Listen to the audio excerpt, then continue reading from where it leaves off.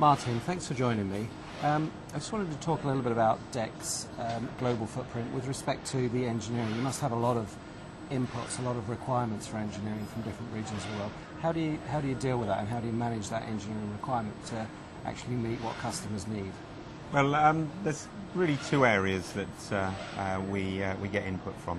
I think one of the most important ones is the communication. Mm-hmm. Communication really between the engineers and the sales force around the world. That facilitates good communication with our customers, and we like to get our engineers close to our customers so they really understand what our customers want. Okay. On top of that, I think understanding the challenges that our customers are going to face in the years to come. And to do that, we analyse the markets, and also we try to build up very good relationships with materials companies, with packaging companies, and with establishments that do R&D into future technologies. Okay, so you're able to look both ways up the supply chain and try and build a picture that's much bigger than just the piece of technology you're working on. Yeah. It's really about understanding today's problems and tomorrow's challenges. Okay, and in terms of the technology drivers that are out there at the moment with your customers, what are the big issues that you're seeing? Well, when we get asked that, we like to put ourselves in the shoes of our customers. Look at the products that our customers are going to be making and are making today. The drivers to those products are really miniaturization, making the products more powerful, more functions in the products, as well as doing that into a package that is more affordable, and a higher quality. How does that relate to what we're looking at? Well, I think there's two areas. First of all, it's the technology challenges. So it's the challenges in miniaturization, and also the heterogeneous assemblies. So it's doing miniature components next to larger components, whether it's cans or large chip components. On top of that, it's the ability to be able to do that in a cost-effective and high-quality way.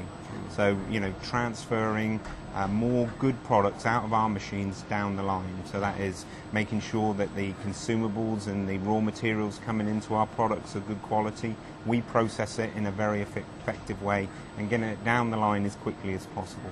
Okay. So I think those are really the two drivers that we see today. Yeah, and again, you've got that connection up and down the supply chain. It's a very holistic style of solutions then.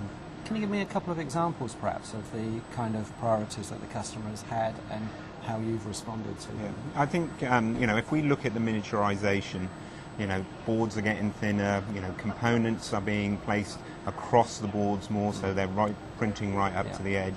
New tooling solutions.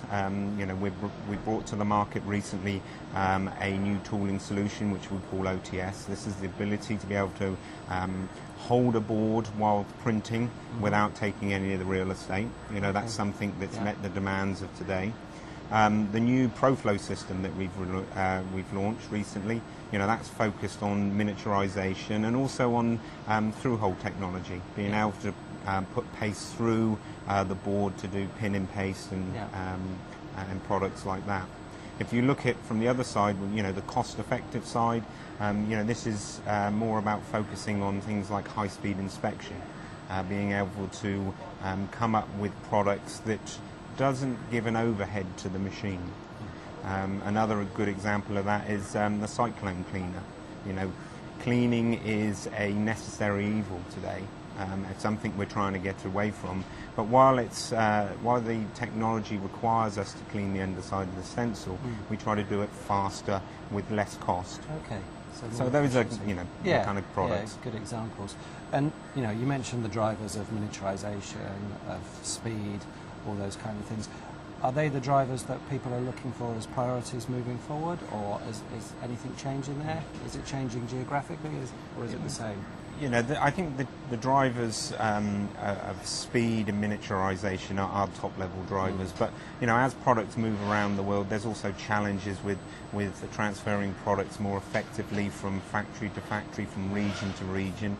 Different level of capability in the factories, trying to normalize that. So bringing in products which are more user-friendly for the operators. Those are challenges we see, and also trying to get more product out of the real estate that factories have. So having more effective lines, dual lane, so faster machines. More flexibility in terms of capacity, as well as technology and those other things, and more flexibility to meet those kind of high mix demands that we see in the current market. Yeah, definitely. Okay, Martin. Well, thank you very much for talking to me. Thanks for your time. I hope we can talk again soon. Thank you. Thank you.